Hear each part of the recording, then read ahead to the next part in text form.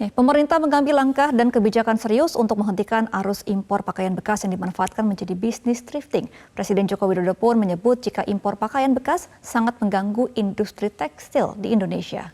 Dan pemirsa, untuk membahas lebih lanjut terkait dengan hal ini sudah bergabung bersama kami Jenderal Asosiasi Pertekstilan Indonesia Wilayah Jawa Barat, Andrew Purnama. Selamat pagi Pak Andrew. Selamat pagi Pak.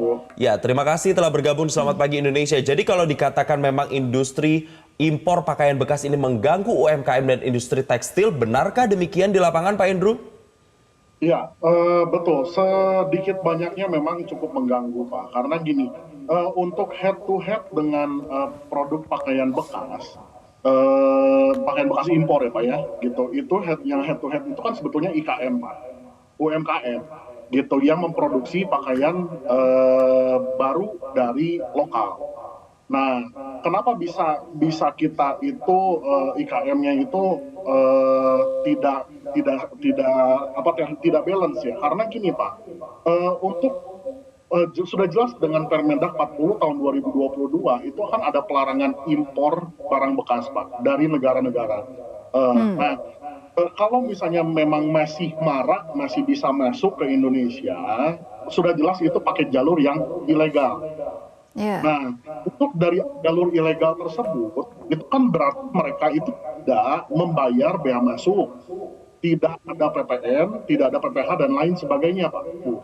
Nah, itulah yang menyebabkan kerenggangan dari harga. Makanya di pasaran itu kenapa bisa harga tuh sampai 10.000, 20.000, bahkan 5.000 pun ada gitu. Nah itu kan karena ya itu bea masuknya itu kan tidak dibayarkan kepada negara.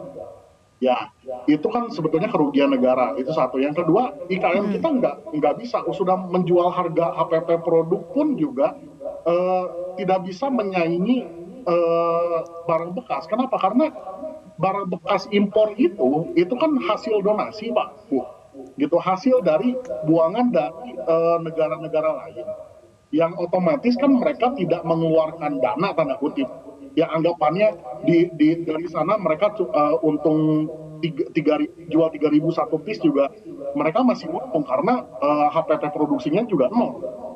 Nah, sedangkan kalau UMKM kita ini kan perlu HPP produksi dari beli bahan baku, dari tenaga kerjanya, betul kan? Jadi itu memang dari situ saja sudah tidak fair. Gitu Pak. Ya. Ya, Pak Andrew, kemudian langkah dari API untuk mendukung kebijakan pemerintah ini seperti apa? Apakah akan meningkatkan kualitas dari tekstil atau mungkin memurahkan harga tekstil kepada UMKM ke depannya? Oke, baik. Sudah jelas itu pasti kita akan edukasi untuk UMKM, IKM, dan seluruh sampai ke hulu itu untuk kita tetap restrukturisasi dan penyesuaian agar barang-barang produk kita pun juga berkualitas. Gitu. Tapi kalau boleh saya ngomong Bu ya, sebetulnya barang-barang kita pun juga sudah berkualitas. Saya sudah menemui beberapa produsen yang UMKM, yang IKM, itu mereka sudah ekspor ke Jepang, ke Korea. Nah itu kan membuktikan bahwa sebetulnya produk dalam negeri pun juga bagus gitu. Karena memang di mindsetnya saja bahwa produk luar negeri itu lebih bagus. Jadi ya sampai sekarang mindset produk luar negeri malah lebih bagus gitu. Itu Baik. Pak Bu. Ya, artinya ada beberapa masalah di sini. Coba ditarik. Pertama, ada mindset barang luar negeri lebih bagus. Kedua, jalur masuknya yang mudah. Kemudian yang ketiga, ketika sudah masuk, harganya ini jauh sekali dibandingkan dengan harga-harga yang ditawarkan oleh UMKM. Pertanyaan saya kembali lagi ke peraturan tadi. Permendag nomor 40 tadi terkait dengan larangan impor untuk masuk ke negara kita. Kalau Anda boleh menyampaikan kritik, apakah implementasinya sudah sesuai di lapangan atau masih jauh dari harapan Pak Andrew?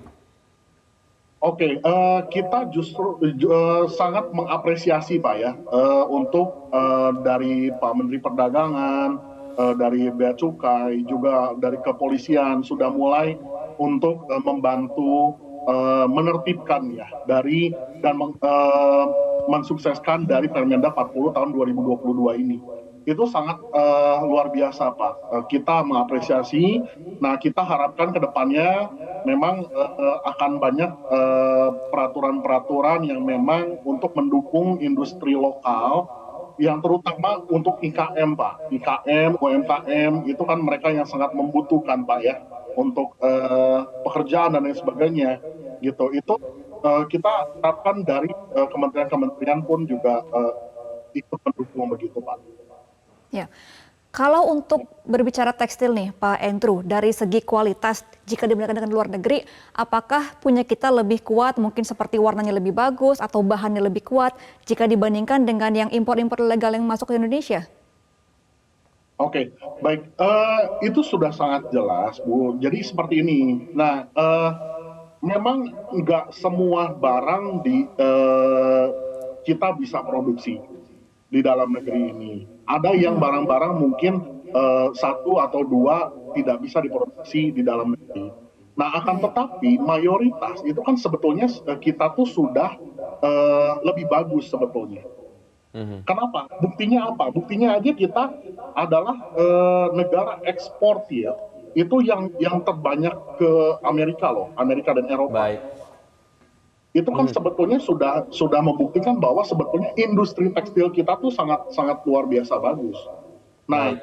ada satu hal lagi di mana anggaplah kita mengekspor benang itu ke luar negeri, lalu dari luar negeri itu dijadikan pakaian atau kain, lalu diimpor kembali ke Indonesia.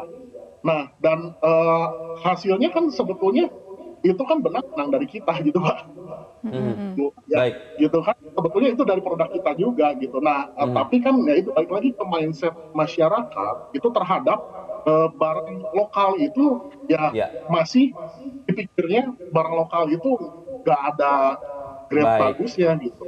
Iya, Seperti Pak itu. Andrew tadi Anda katakan juga bahwa memang thrifting atau impor pakaian bekas ini ada pasarnya. Begitu pula dengan UMKM atau industri tekstil kita kan juga pasti ada pasarnya. Tapi apakah Anda kemudian melihat ada shifting konsumen yang biasanya menggunakan atau membeli produk-produk tekstil dalam negeri kemudian ketika ada gempuran impor pakaian bekas kemudian pindah. Tapi kita akan jawab Pak Andrew usai jeda berikut ini. Pemirsa, selamat pagi Indonesia. Kami lanjutkan kembali usai jeda berikut ini. Baik, kami lanjutkan perbincangan bersama Pak Andrew. Pak Andrew, kita ambil tadi deh tanggapan dari masyarakat. Katanya, ya kalau bisa aturannya jangan dilarang deh. Karena kalau dari sisi pedagang, yaitu satu-satunya mata pencarian dan juga ada pasarnya. Dan kalau dari sisi konsumennya, harganya murah tapi juga kualitasnya bagus menurut mereka. Tanggapan Anda dari industri tekstil melihat kompetitornya di industri impor bekas kok makin diminati. Seperti apa Pak Andrew? Baik, jadi begini Pak, sebetulnya mengenai thrifting terkait dengan baju bekas, itu kalau selama baju bekas tersebut itu berdasarkan dari lokal, itu silakan saja Bapak, Ibu. Jadi yang kita concern adalah pelanggaran yang dilakukan oleh importir pakaian bekas tersebut, di mana mereka itu tidak masuk melalui jalur yang benar. Itu pertama, Pak. Nah, kenapa? Karena kalau mereka itu masuk melalui jalur yang benar, otomatis harganya yang akan ada di lapangan itu tidak akan sampai keterlaluan Pak, sampai Rp5.000, sampai Baik. Rp10.000. Nah, itu nggak akan. Dan itu kita masih mampu berkompetitif. Makanya dari dulu sebetulnya memang thrifting ini memang sudah ada gitu. Tapi kan saat ini kan menjamur nih. Nah, ini sangat mulai untuk menggoyang IKM kita.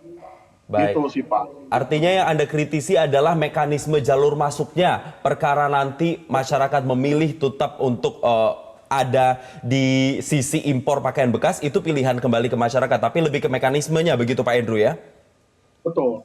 Karena begini Pak, kalau masalah impor kalau misalnya memang mereka itu dengan jalur yang benar, berarti kan mereka akan bayar bea masuk, akan ada bayar juga PPN, PPH dan lain sebagainya.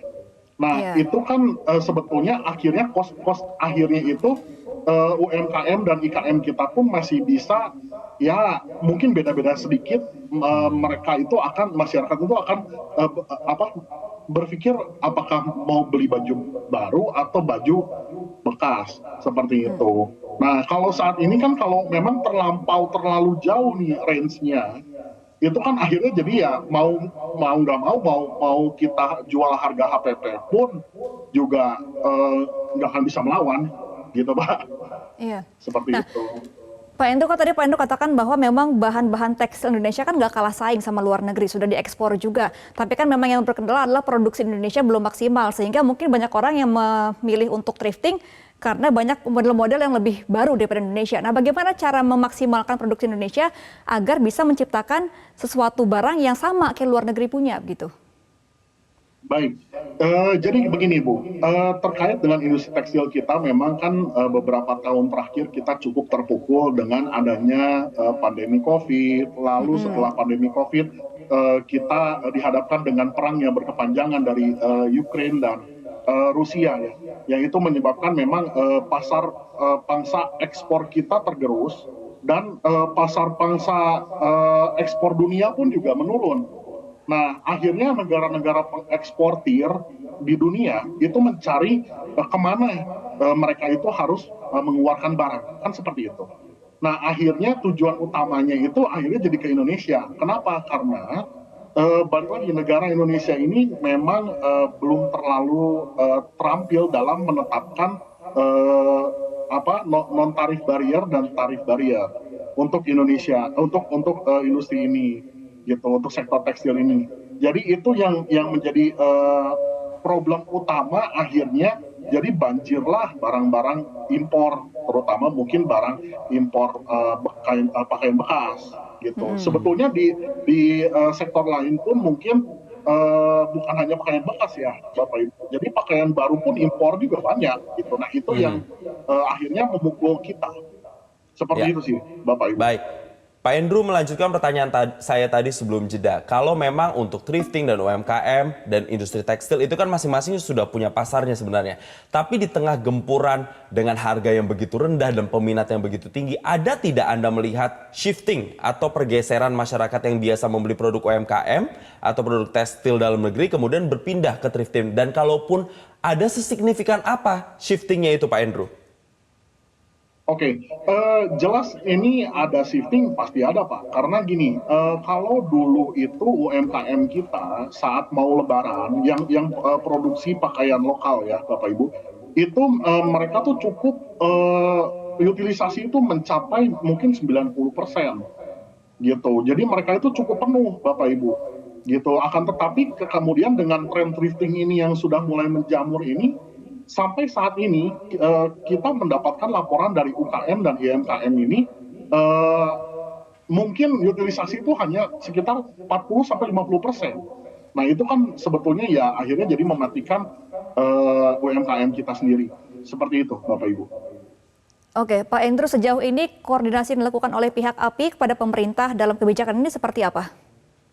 Oke, terkait dengan koordinasi ya kita selalu intens ya Bapak Ibu, kita mengadakan memang kita mengunjungi juga kementerian-kementerian, baik itu Kementerian Perdagangan, Perindustrian, ayah ibu kami ya, dan juga mungkin kalau kita bisa bilang nenek kami gitu, itu Kemenko Perekonomian, kita selalu berdiskusi dan kita juga menyampaikan aspirasi kita dan gimana caranya untuk industri tekstil, sektor tekstil ini dari hulu sampai hilir itu lebih baik dari waktu ke waktu. Begitu Bapak Ibu.